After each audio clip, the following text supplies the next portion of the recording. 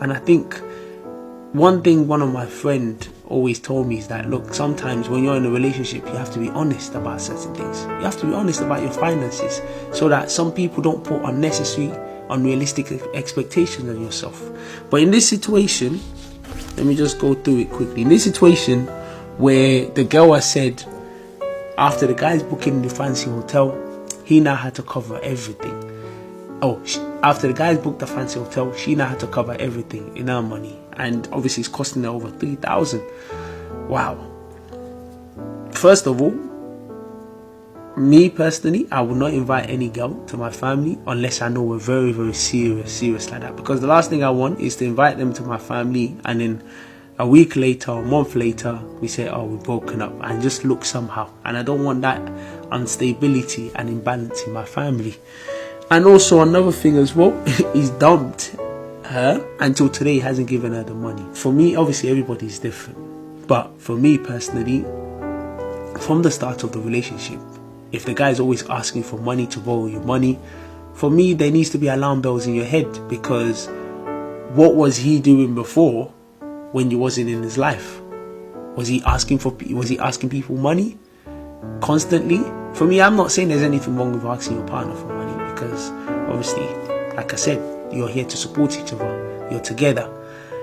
But obviously, if it becomes like a constant thing, then you need to start asking questions. Questions need to be raised, and that's just it.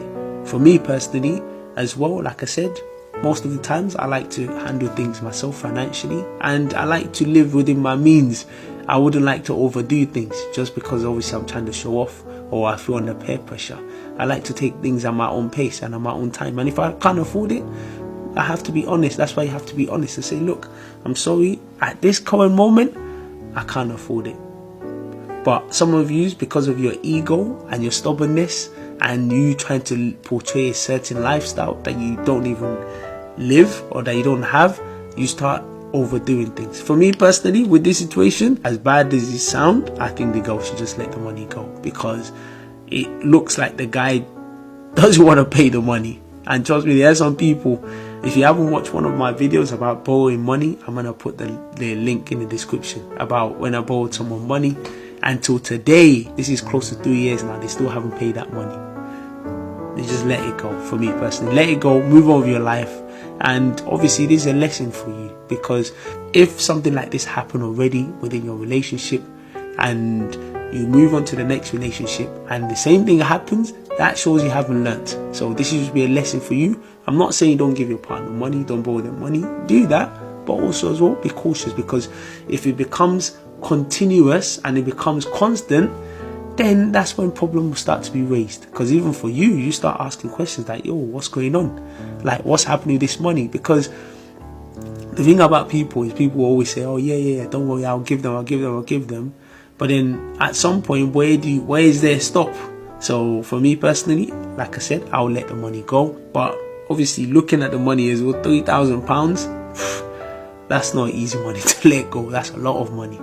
Even for me, if I was to see £3,000 right now, I'll be dancing like Michael Jackson.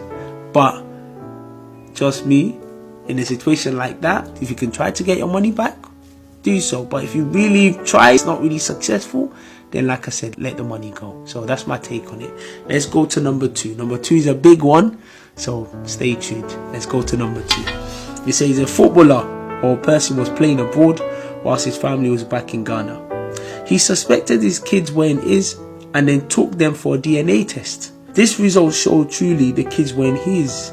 He has asked for a divorce. However, the wife demanded she wanted the biggest house. She was living there at the time. So the wife was living at that house at the time, which was the biggest house, and said she won't move. Now the courts got involved. Wow, this is a very, very difficult situation.